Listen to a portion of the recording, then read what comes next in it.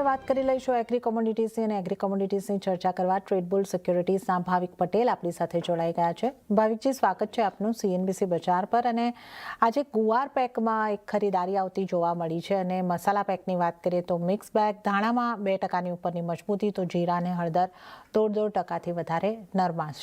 તો કઈ રીતે આપ આવતીકાલ માટે સલાહ આપશો એગ્રી કોમોડિટીઝમાંથી? ગુડ ઇવનિંગ જયંતી.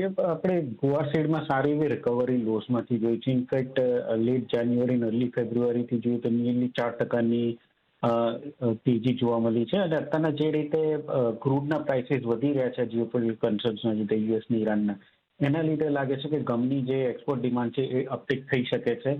એટલે અત્યારના પ્રાઇસીસ ઓલરેડી સારી એવી દેખાય છે. આઈ થિંક 5300નો એક સારો સપોર્ટ સીડમાં દેખાઈ રહ્યો છે. તો 5300 બ્રેક નથી કરતો ત્યાં સુધી અપસાઇડ 5500 સુધીનો આપણને એક લેવલ જોવા મળી શકે છે. તો 5400ની આસપાસ સીડ બાય કરી શકાય છે. 5500ના ટાર્ગેટથી 5350નો સ્ટોપ લોસ રાખી શકાય. સેમ વે ગમની વાત કરીએ તો ગમમાં પણ આપણને 9750નો એક સપોર્ટ બની ચૂક્યો છે. અહીંયાથી લાગી રહ્યો છે કે 10400 સુધી જોવા મળી શકે. તો 10000ની આસપાસ બાય કરી શકાય 10750ના સ્ટોપ લોસથી અને 10400નો ટાર્ગેટ રાખી શકાય. તો સીડ અને ગમ બેવમાં હમણાં થોડી તેજી દેખાઈ રહી છે. સીડ અને ગમમાં તો ખરીદારી કરીને ચાલવાની સલાહ. ગમને માટે 10,400ના ટાર્ગેટ અને ગુવાર સીડ માટે 5,500ના ટાર્ગેટ. અને મસાલા પેકમાં શું કરવું જોઈએ? ધાણામાં આજે સારી મજબૂતી દેખાય, જ્યારે હળદર અને જીરું દબાણ તરફ બંધ થયા. આમાં હજી પણ સારી દેખાઈ રહી છે ને. આઈ થિંક 2026માં આપણે સારી તેજી આમાં જોવા મળી શકે છે. કારણ કે ઓવરઓલ 2026ની જાન્યુઆરીના લોથી જોઈએ તો ઓલરેડી 12% આપણને તેજી જોવા મળી છે. આ વખતે સોઈંગ પણ જોઈએ 2025-26ની સિઝનમાં ગુજરાતમાં તો સારું એવું ઓછું સોઈંગ થયું છે, એટલે એ પણ પોઝિટિવ છે. જોકે એરાઇવલ્સ અત્યારના રામગંજ અને નીમચમાં ચાલુ થઈ ગયા છે.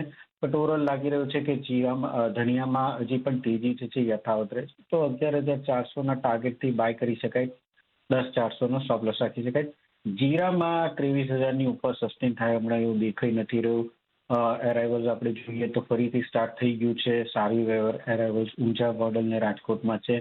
અને એક્સપોર્ટ ડિમાન્ડ જે છે ખાસ કરીને ચાઇના અને ગલ્ફ કન્ટ્રીઝમાં એ બહુ તેજી નથી. અત્યારના ખાલી ડિમાન્ડ બાંગ્લાદેશથી જ આવી રહી છે. એટલે મારા ખ્યાલમાં જ્યાં સુધી ડિમાન્ડ પિકઅપ નહીં થાય ત્યાં સુધી 23 ઉપર સસ્ટેન કરવું થોડુંક મુશ્કેલ છે. તો 23ની આસપાસ જીરા સેલ કરી શકાય છે 22,400ના ટાર્ગેટથી અને 23,400નો સ્ટોપ લોસ રાખી શકાય છે.